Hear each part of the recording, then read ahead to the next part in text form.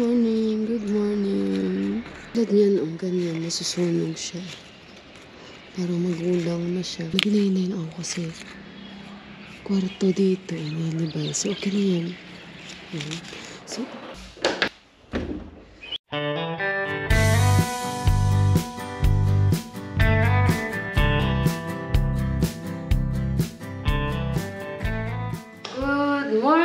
good morning, and happy Wednesday po sa ating lahat. Kumusta kayo? I hope lahat kayo ay okay lang. Pinakuluan ko ng dahon ng bayabas, guys. So, kumusta ang mga araw ninyo? And maaga pa, wala pang alas 7 dito. So, panik-panik na naman si Demila dahil may pasok si Johan. And for today's vlog, guys, alam nyo ba kung saan tayo pupunta? Dahil mayroon tayong pupuntahan na unplanned ito, pero kasi hindi ko naman alam na kasama pala tayo doon sa inaimbitahan sa kasal. So, ayun, isa sa mga relatives nila ni Deepak. At sandali muna, guys, ilalagay muna natin itong ating bayabas. Kanpay! Kanpay pala yun. Kasi yung pagkasabi namin kampay, guys, hindi kanpay. So, kampay. Hindi ko naman alam yun. Kanpay! So, ayun guys, mamaya pupunta tayo sa wedding. Wedding, may kasal tayong pupuntahan. Kaya maaga akong magluto para kay Deepak. Si Deepak lang ngayon ang tao dito sa bahay. And yung kasama ko, si Mandira Kanchi, mag-i-scooter kami. Yung driver ko, guys, magsasari siya. Tapos siya yung magdadrive. Ako magkukurta. And sasabayan ko si Yu. Tapos pag umalis na siya, pupunta ako kay Inday Nining. Dahil nga since ito ay unplanned at hindi ko naman alam na isa po tayo sa naimbitahan. Akala ko lang mga friends ni Kanchi, pero hindi pala sinabihan ako ni Kanchi na kailangan Bojo sumama kasi na-invite din si Deepak Day. So sabi ko, ha? Hindi ko alam yun. So ayun, sabi ni Kanchi sa akin kagabi. So Ate Mila, ano na ang naisip mong suotin? So ano pa ba ang maiisip ko suotin? Ayoko naman magsari kasi nga kahirap, mag-scooter kami, di ba? And malamig. So actually naman ang sari, guys, mainit. Mainit siya pag sinuot mo. Pero hindi ako sanay. So magkukurta lang ako. And may mga kurta naman tayo na hindi naman masyadong masusuot. Like, binigay ni Narianda yung blue na kulay. So, yun ang susuotin ko. And, ayun, bahala na. So, hindi naman kailangan gumastos dahil isang beses lang naman. At meron naman tayong masusuot. Pero yung heels, hindi ko masuot yung heels na bigay ng Ate Japan kasi sobrang mataas yun. And, baka madapa ako doon or ano. So, ayun, at mag-i-scooter tayo. So, ang ginawa ko, nag-ask ako kay Inday Nining kung mayroon ba siyang heels. So, ayun. At kung okay lang, kung mayroon man, manghiram ako. Kasi feeling ko isang paalang din kami. So, nag-send naman agad si Inday Nining sa akin. Dalawa yung pagpilian ko. At sabi niya, yan lang mayroon ako. Nagkataon din na blue yung heels niya. So, yung blue ang hiramin ko. Yan, yung aking kurta is blue din. So, sabi niya, anong oras mo dito kukunin? 6 o'clock. Sabi kong aga naman. Sabi ko mga 7, pero kasi 7 na, guys, kabilis ng oras. 7 na. So, mamaya na lang nag-PM ako pag natid ko si Johan. So, ayun, guys. Abang-abang na lang kayo. Handa ko muna yung uniform ni Johan. Panic time na ako. Dahil, alam nyo naman, mga ganitong oras, talagang nag-i-start na yung ating araw. So, dito na naman kami sa aming tagpuan. Ay! Hala, nakakahiya naman siya pa maghatid sa akin. So, guys, tingnan yung bunganga natin. Nausok. Yan. Yun yung aking kaibigan, guys. Oh. Good morning! Diyos ko, salamat. O kaya nga. So, thank you. Sige na. Kaya nga, balitaan na lang. Kaya ka madami. Uy, bye-bye na. Kasi lamig, bye-bye. Thank you. So, ayun na, guys. Nanghiram tayo. Ay, nakakaya siya pa yung nag-atid.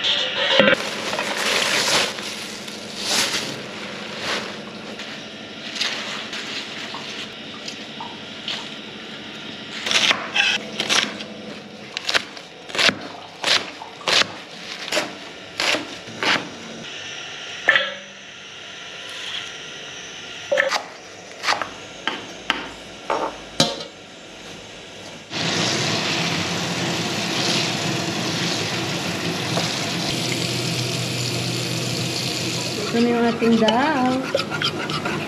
Okay na yan. Luto na rin yung rice.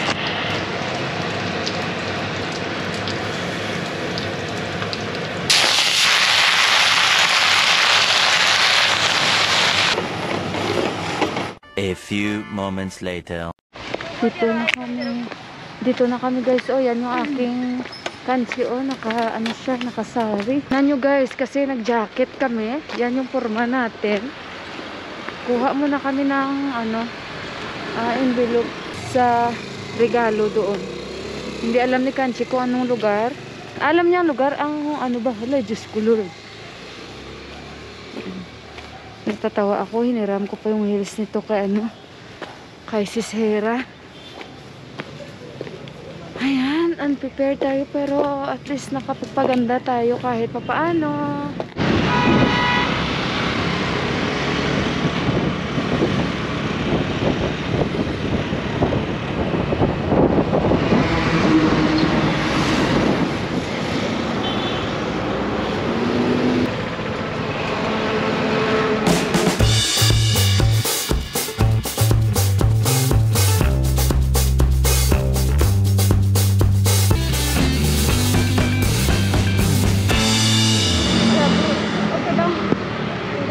Wait, aray ko guys. Kansi may clue. Guys, andito na kami. Ito na yung hinahanap namin sa wakas. Nakita na namin guys. Grabe yung ikot namin yung Mandira. Ilagay mo na namin yung coat namin. Ayan yung reception. Oh. Ayan, pasok tayo sa loob guys.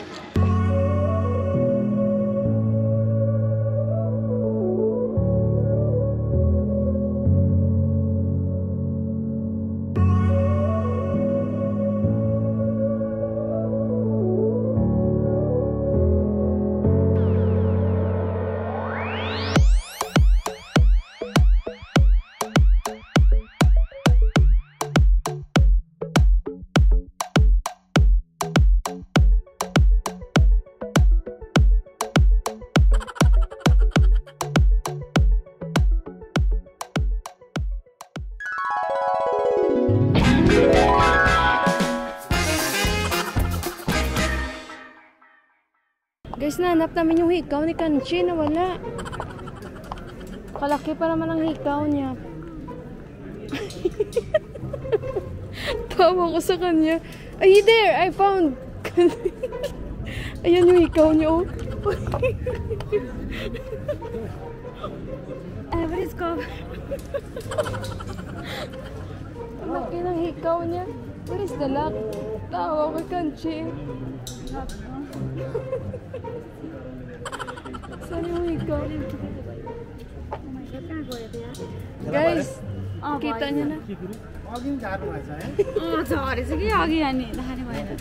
niya na.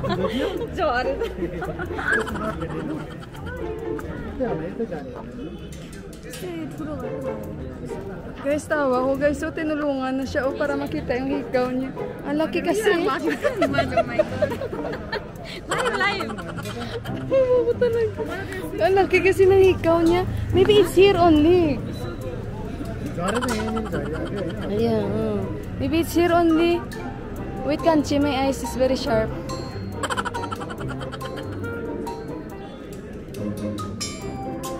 Sandali guys, so hindi ko alam kung anong oras mag-i-start ito. It will start now. It will start now.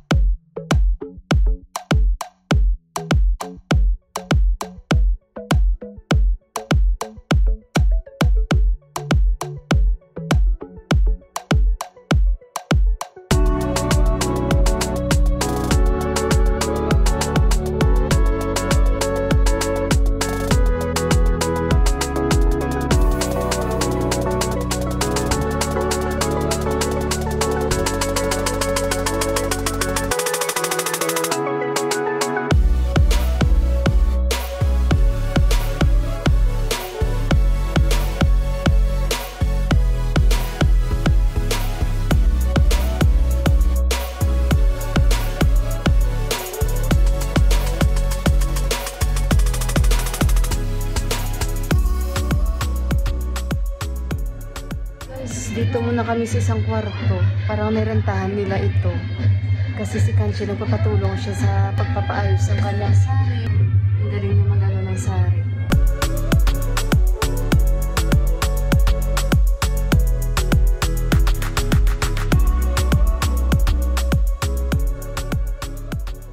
Guys, bali itong party palace, nirentahan nila to for 3 days daw.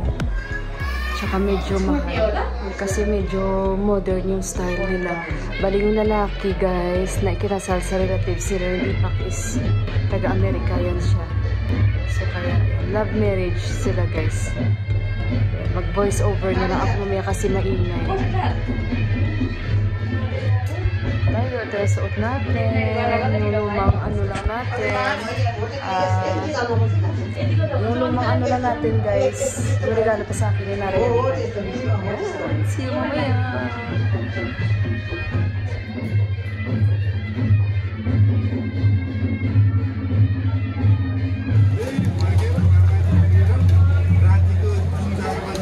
Kain kami guys. Si auntie, in-accommodate kami ni auntie. Hello auntie. Yan. Kunam auntie. Auntie, kunam mo? Call po na space. Pero na. Hello. Ito guys, si auntie. In-accommodate kami ni auntie guys. Ang bait.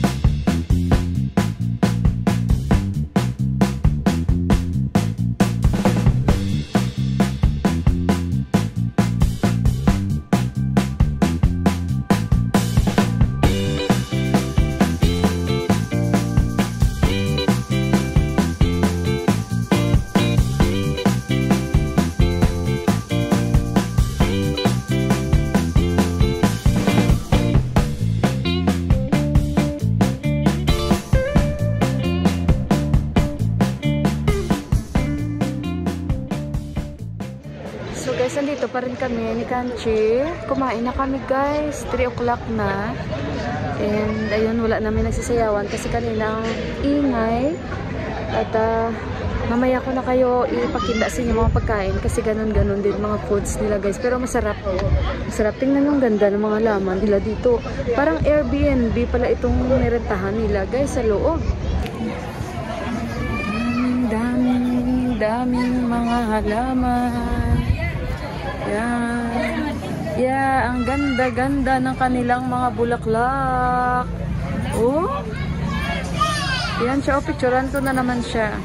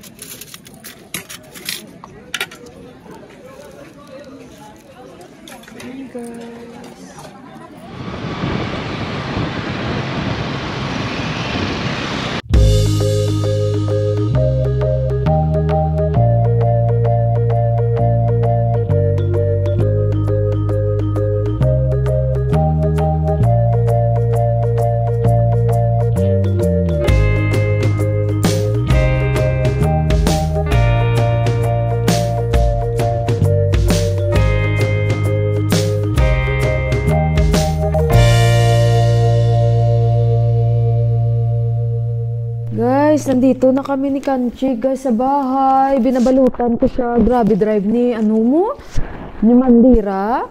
Magaling na siya mag-drive. Grabe, guys. Ang layo ng area. Pero sige lang, at least success pa rin kami. And, banyong-banyo na ako. Okay naman, guys. Kaso lang, hindi ako masyado makapag-vlog doon kasi maingay. Yung kanilang music is yung native talaga. Binabalutan ko lang ang Kanchi ko, guys, kasi bibigyan ko rin sila ng achar na binigay sa atin kasi hindi man tumaubos ni ni Deepak at bibigyan ko sila ng ubi tarul kasi gusto rin nila ito. Si Deepak lang naman kasi ito kakain, so bibigyan ko rin silang dalawa. Ayan, bibigyan ko rin silang dalawa. Marami kasi ito. Ayan. So, ayun, guys. At, grabe.